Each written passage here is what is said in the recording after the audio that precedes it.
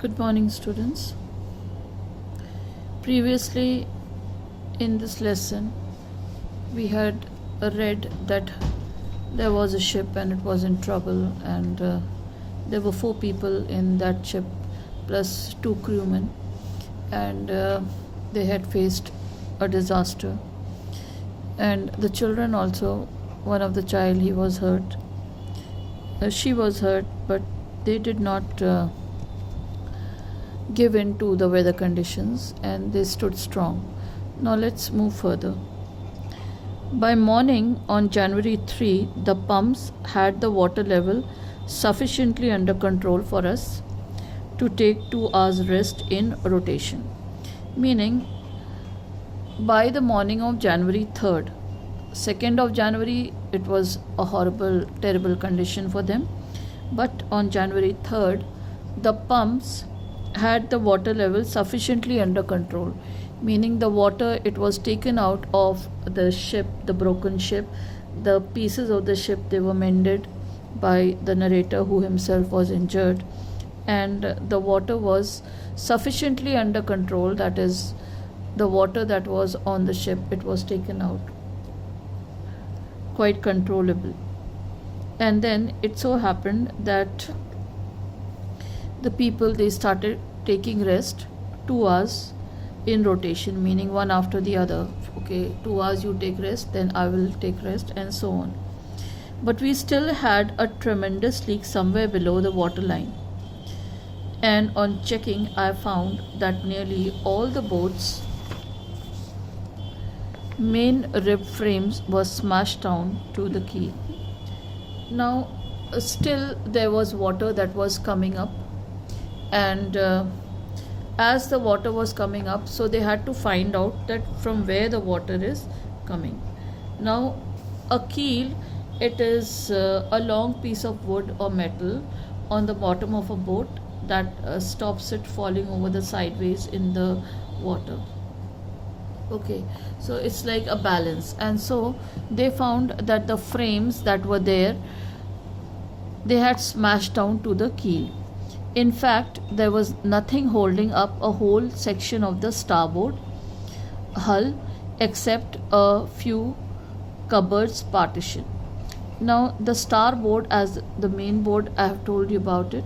So except for a few portion, a few woods, that is the partition of the cupboards that he had fixed it up with, except for that, nothing was holding the starboard. Then we had survived for 15 hours since the wave hit, but wave walker wouldn't hold together long enough for us to reach Australia. Now since they had repaired a major portion of the wave walker, but still they could not reach their destination, that is Australia, because of the damage that had come to the ship. So what could be the alternative? So the alternative was that the narrator, he checked out charts and calculated that there were 2 small islands a few 100 kilometers to the east. Now 100 kilometers to the east was a reachable distance. So he checked out the charts and calculated that a few 100 kilometers to the east there were small islands. One of them, Isle Amsterdam, was a French scientific base. Our only hope was to reach these pinpricks in the vast ocean. So these small islands was the only hope, that if they could survive a few 100 kilometers and reach these islands, then they can survive until further help came. And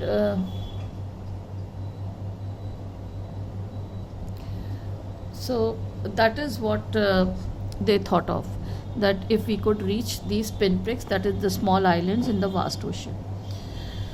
But unless the wind and seas abated so we could hoist sail, our chances would be slim indeed.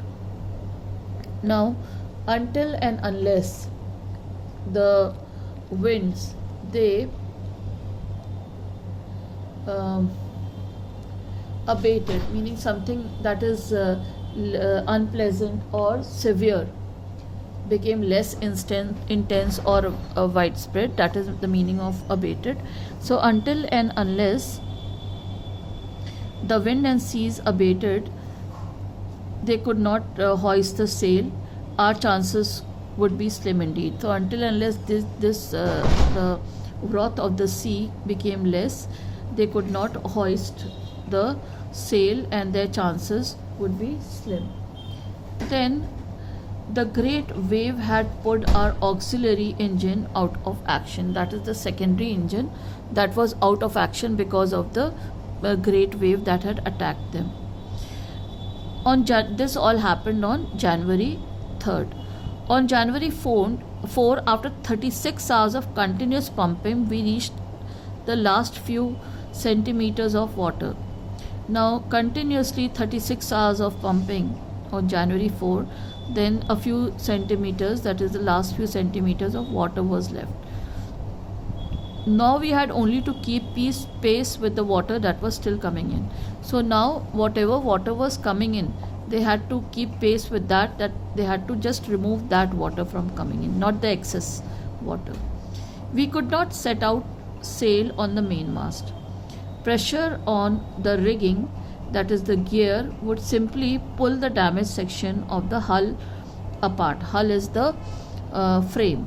So if a pressure was put on the gear, that is by putting the mainmast, then the hull, that is the frame, may tear apart. So we hoisted the storm jib and headed out where I thought the two islands were, and then they hoisted the smaller sails and headed for where they thought the two islands were.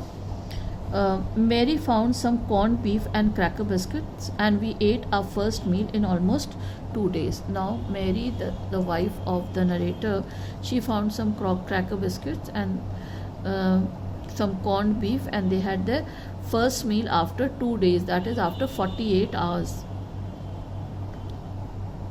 But our respite was short-lived. At 4 p.m., black clouds began building up behind us. Within the hour, the wind was back to 40 knots and the sea was getting higher. The weather continued to deteriorate throughout that night, and by the dawn of January 5, our situation was again desperate. So the relief from the weather, they did not get any relief from the weather. Continuously the black clouds and the strong winds and the sea getting higher, it continued, and by the dawn of January 5, the situation was again desperate. When I went to comfort the children, John asked, "Daddy, are we going to die?" That is a small little boy. He asked that, "Daddy, are we going to die?" I tried to assure him that we could make it, and he consoled him and assured him that no, we will make it. But Daddy, he went on, and the little child, he went on and he said, "We aren't afraid of dying if we can all be together, you and Mummy, Sue and I." And the little boy, that is the title of the chapter itself, that we are not afraid to die if we can all be together, said by this little boy, that is Jonathan, that he is not afraid to die if we are all together, that is you, Mummy, Sue and I, that is the whole family together. I could find no words with which to respond, but I left the children's cabin, determined to fight the sea with everything I had. And so now, with a firmer determination, he went forward to fight the condition, to fight the sea. To protect the weakened starboard, that is the right side of the ship if you are looking in front, I decided to heave to with the undamaged port hull facing the oncoming waves, using an improvised sea. So improvised sea anchor of heavy nylon rope and two 22-liter plastic barrels of paraffin. So with 22 liters of plastic barrels of paraffin, he decided to combat the situation.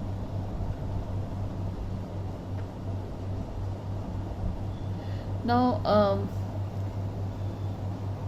that is what he thought, that he would, with this sea anchor, he would combat the present condition. That evening, Mary and I sat together holding hands as the motion of the ship brought more and more water in through the broken planks. We both felt the end was very near. And so, to comfort each other, they held hands, and they thought that yes, uh, we will definitely, we may not make it despite trying and being optimistic. But Wave Walker rode out the storm, and by the morning of January 6, with the wind easing, I tried to get in a reading on the sextant. Back in the chat room, I worked on wind speeds, changes of course, drift and current in an effort to calculate our position. The best I could determine was that we were somewhere in 150,000 kilometers of ocean looking for a 65-kilometer wide island. So this shows that the optimism of the children is very much over there.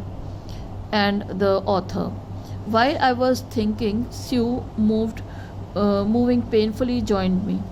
The left side of her head was now very swollen, and her blackened eyes narrowed to slits.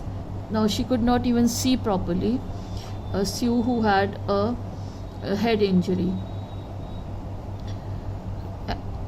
She gave me a card she had made. On the front, she had drawn caricatures of Mary and me, that is, the figures of Mary and the narrator, with the words, "Here are some funny people. Did they make you laugh?" I laughed a lot as well. Inside was a message, "Oh, how I love you both." So, this card to say thank you and let's hope for the best. Somehow we had to make it. And now, this also, the optimism of the children, it made the determination of the narrator even more strong. I checked and rechecked my calculations.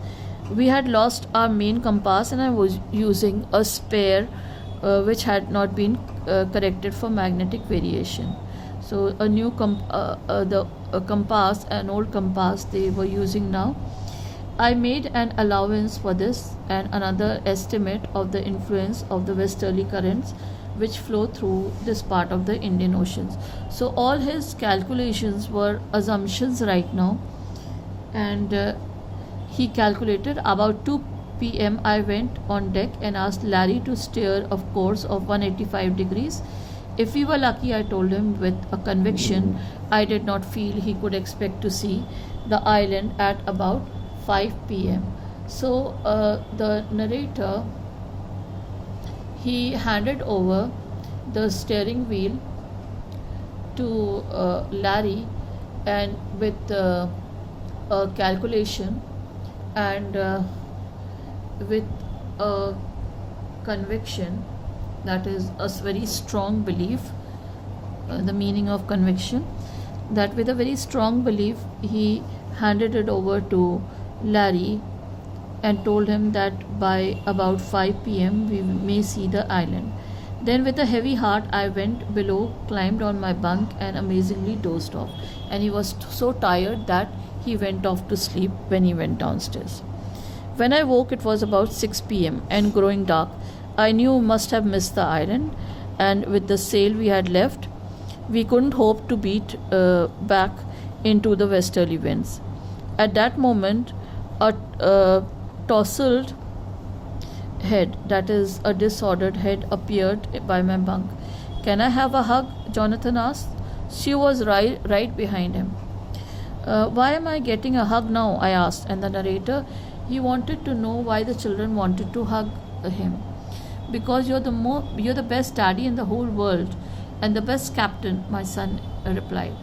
And the son replied that you're the best daddy as well as the best captain in the world. And now that gives the hope that perhaps they found the island. "Not today, John, I'm afraid." And the father, he said, "Well, not today." "Why, you must be," said Sue in a matter-of-fact voice. You found the island. What? I shouted. It's out there in front of us, they chorused, as big as a battleship.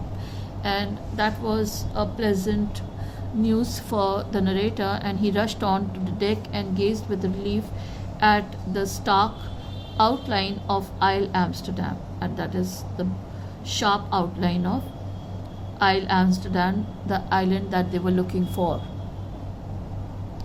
It was only a bleak piece of volcanic rock with little vegetation, the most beautiful island in the world. Now, it was just a bleak piece of uh,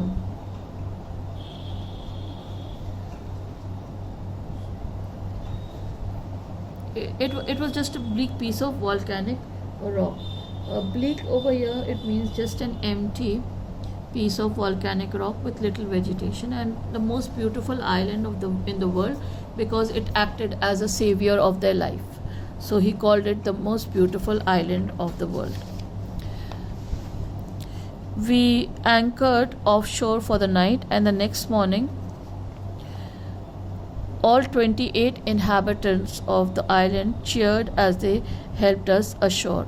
Now, only there were 28 people in that small island, and it was the size of a battleship. With land under my feet again, my thoughts were full of Larry and Herbie, cheerful and optimistic under the direst stress. Now, when he stepped into the island, then he thought how these two people who had accompanied him and who were there, uh, who were with him, these two people, how they had been cheerful and optimistic, that is a positive approach, that too in a very bad or a very serious stress. And of Mary, that is after thanking his companions, and of Mary, who stayed at the wheel for all those crucial hours when the narrator was trying to fix up the ship. Then Mary, who did not know anything about it, she was at the wheel. Most of all, I thought of a 7-year-old girl, that is his daughter, who did not want us to worry about a head injury. She did not, want to trouble her dad with the head injury which she had, and that subsequently took 6 minor operations to remove a recurring blood clot between skin and skull. So that was a major thing. It required 6 minor operation to remove a blood clot. That was